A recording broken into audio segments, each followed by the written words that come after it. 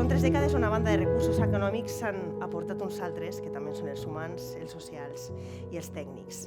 30 anys que han convertit aquell somni en una realitat que ara té uns números molt més nombrosos. No?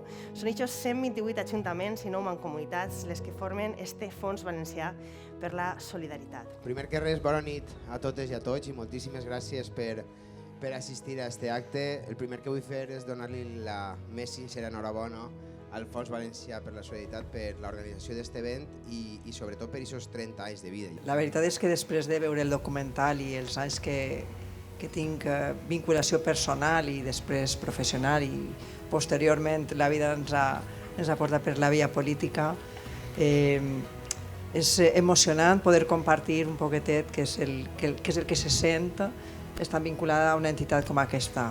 Y destacaría esas historias de mujeres resilientes, fuertes y que están además recibiendo esta ayuda del fons y le están dando un impulso. Yo me quedo con eso. La veritat és que ha sigut un cúmul de sensacions, no? El documental preciós, però el fons del documental és el que crec que ha marcat, però no sols a mi, estàvem comentant amb els companys, a tota la gent. Com bé dius, vaig tindre el privilegi de poder viatjar a Equador al mes de desembre i per a mi ha sigut una altra vegada aflorar tots els sentiments que vam poder experimentar allí al viatge que vam fer. Y yo me siento feliz porque es una manera de decirle a la gente que las oficinas de la cooperación valenciana están aquí y que gracias al trabajo que se hace aquí se beneficia a otras personas que viven allá, al otro lado del mar.